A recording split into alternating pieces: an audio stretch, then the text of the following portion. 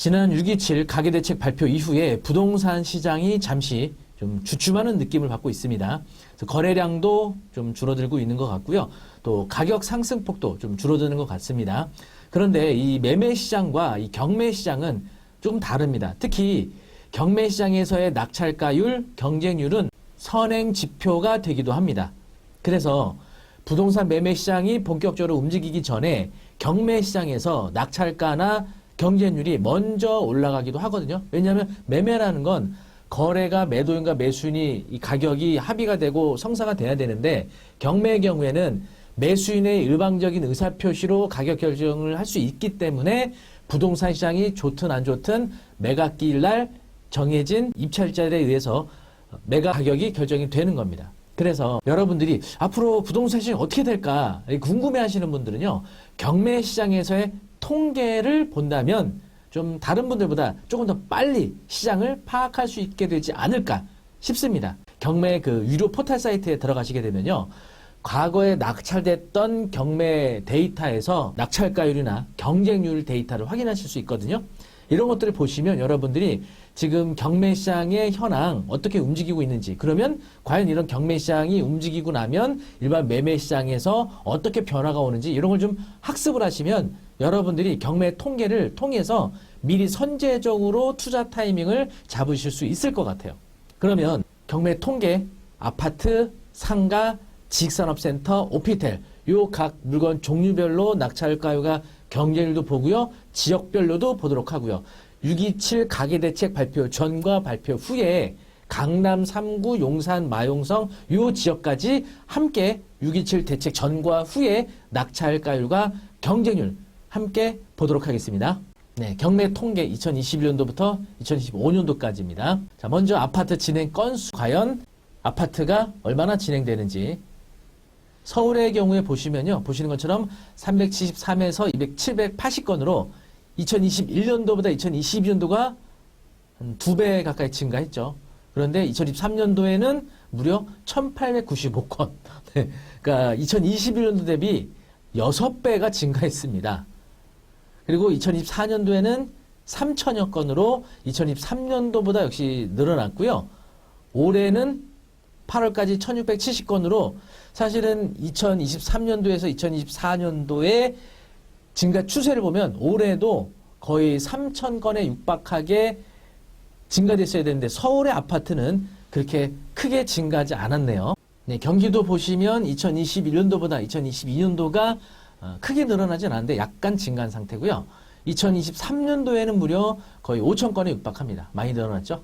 2024년도 7,300건. 아무래도 이제 인구수나 아파트 가구수로 봤을 때 절대적인 물량이 많다 보니까 진행 건수 많았지만 증가 폭을 보는 겁니다. 올해는 5,000건 이렇게. 그리고 인천의 경우에는 역시 2022년도가 증가했고요. 2023년도에 1,500여 건, 2024년도에 1,800건, 올해는 1,500건 이렇게 증가하고 있어서 서울, 경기, 인천 전체가 8월까지지만 전년도보다 경매 건수는 못 미칠 것이다. 이렇게 예상이 되고 있습니다. 상가 진행 건수 보시면 서울은 2021년도보다 2022년도가 좀 줄었고요. 2023년도에 다시 증가했습니다. 2024년도에 많이 늘어났죠. 1,800여 건. 올해 8월까지 1,400여 건 돼서 아마 올해도 전년도 수준에 육박하게 증가할 것으로 보여지고 경기도의 경우에는 2023년도에 1,500여 건, 2024년도에 4,000건을 초과했습니다.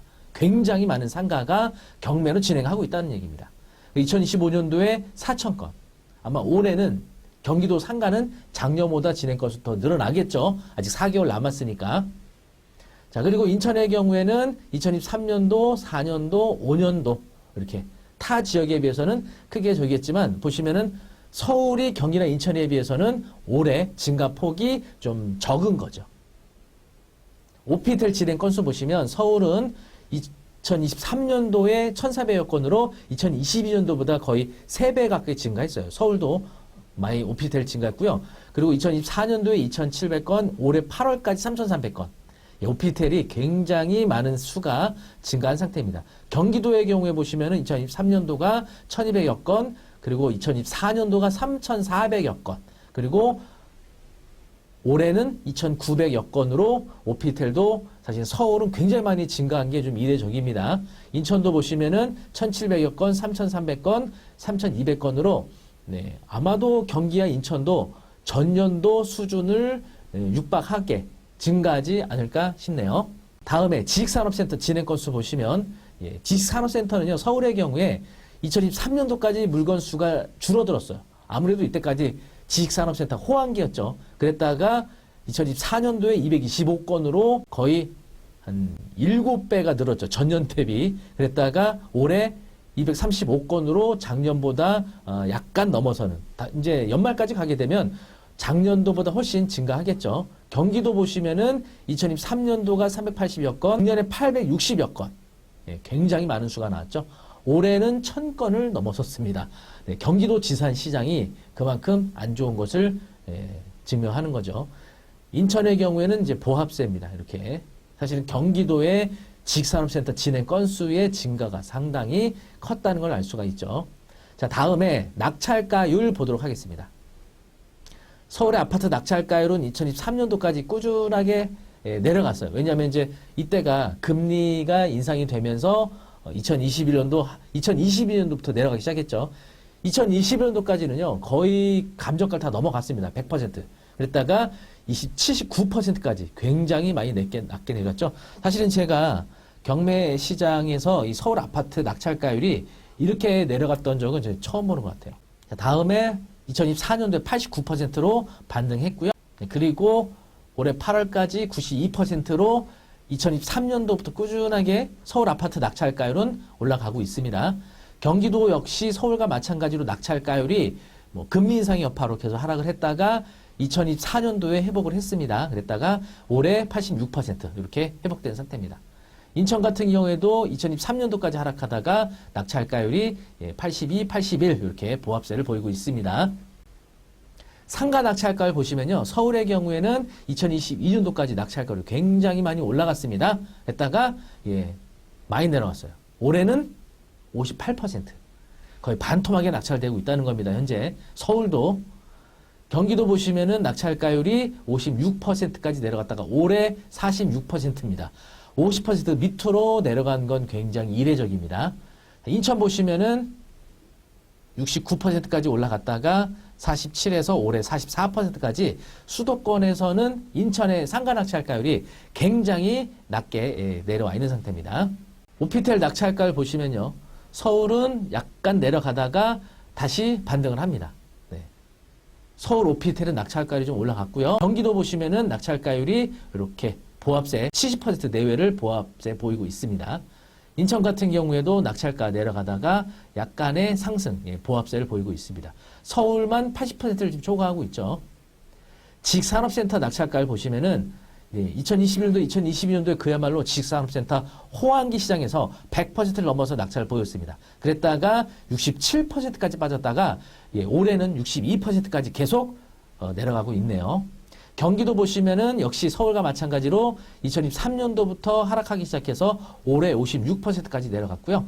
인천 역시도 66%까지 현재 보합세를 보이고 있습니다. 그래서 지금까지 보시면 아파트, 상가, 지산, 오피스텔에 따라서 낙찰가율 회복 속도가 다르죠? 근데 아파트는 명확하게 서울, 경기, 인천이 모두 회복세를 보였던 겁니다. 하지만 아직까지 상가와 낙찰가율은 굉장히 안 좋죠. 그래서 결국은 경매 물건은 많고 낙찰가를 내려가니까 여기서 옥석을 잘 가려내게 하시면 좋은 물건을 찾아낼 수 있는 시기가 아닌가 생각이 됩니다. 그러면 지난 정말 강력했던 가계 대출 정책이 있었죠. 6.27 이후에 과연 경매 시장은 어떻게 변화가 생겼는지 보도록 하겠습니다. 자, 낙찰가를 보겠습니다. 빨간색은 6.27 대책 전이고요. 파란색은 6.27 대책 후 되겠습니다. 서울의 경우는 아파트 낙찰가율 94%였다가 93%로 내려갑니다. 경기도 낙찰가율 역시 1%포인트 내려갑니다. 크게 하락하진 않고요. 약 한 1%포인트 정도 내려갔어요. 인천도 역시 낙찰가율 좀 많이 빠졌습니다. 인천은 6.27 대책 이후에 서울, 경기 낙찰가율이 1%포인트 정도 빠졌고 인천은 좀 많이 빠졌습니다. 5%포인트 가까이 빠졌고요. 경쟁률 보시면 경쟁률도 역시 6.27 대책 전보다 6.27 대책 후가 서울, 경기, 인천이 모두 경쟁률도 내려갔네요. 자, 그러면 서울의 구별로 낙찰가를 한번 보겠습니다. 서울은 낙찰가율이 1%포인트 빠졌잖아요. 강남구는 보합세, 6.27 대책 무관하게 보합세였고요. 서초구는 오히려 올랐습니다. 거의 11%포인트가 올랐고요.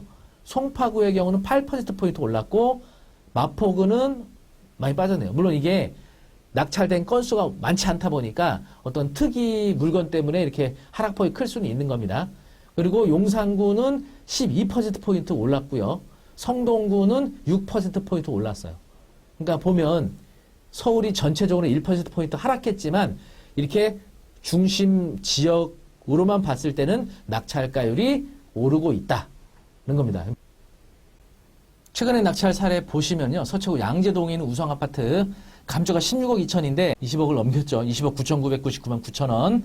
14명이 들어갔습니다. 7월 2일 날.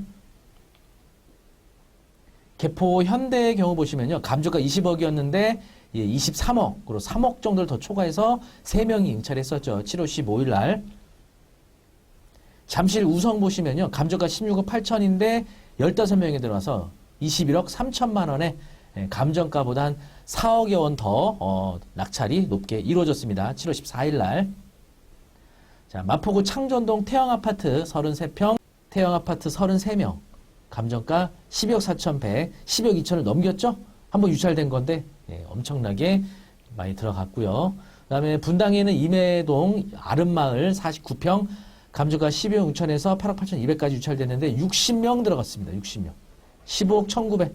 감정가보다 얼마를 더 쓴 거예요. 8월 18일 날. 그리고 화성시 정남면에 있는 1억 2,600이 8,820만 원까지 유찰됐는데 49명이 들어가서 1억 3천에 낙찰이 됐습니다. 물론 이제 경쟁률과 낙찰가 높았던 물건들만 소개해 드렸는데 사실 6.27 가계대책이 매매시장에는 약간 어떤 위축되는 이런 효과를 만들어냈지만 경매시장은 그러지 않을 것 같습니다. 경매시장은 확실하게 아직 불씨가 꺼지지 않은 것 같습니다. 계속 경쟁률과 낙찰가가 일부 지역별로 편차는 있지만 올라가고 있는 것 같습니다. 그래서 여러분들이 이 경매시장의 통계들을 잘 지켜보시면 향후에 부동산 시장에 얼마나 그 효과가 나타나는지 그 시기를 잘 맞춰보시면 여러분들이 다른 사람보다 좀 더 빨리 매수 타이밍을 잡는 중요한 지표가 되지 않을까 싶습니다. 경매에서는요, 이런 권리 분석 외에도 이와 같은 통계를 통해서 부동산 시장을 좀 더 빠르게 판단하고 지켜볼 수 있는 이런 좋은 지표가 되겠습니다. 저희 P&L주에서는요, 온라인을 통해서 부동산 경매와 심화과정, 그리고 권리분석, 쇼츠까지 해서 이 3개의 과목을 패키지로 아주 저렴하게 이벤트를 하고 있으니까요. 여러분들 시간이 많이 없습니다. 이달 말일 31일까지 이벤트 하고 있으니까 희망하시는 분 아래 링크 통해서 수강 시청하시면 좋겠습니다. 네, 경매에 대해서 기타 궁금한 사항 있으시면요. 저희 네이버 카페 박철의 경매 아카데미 오셔서 질문 주시면 저희가 또 답변 드리고 있으니까요. 궁금한 사항 언제라도 질문 주시면 되겠습니다. 다음에도 더 유익하고 재미있는 정보로 찾아뵙겠습니다. 감사합니다.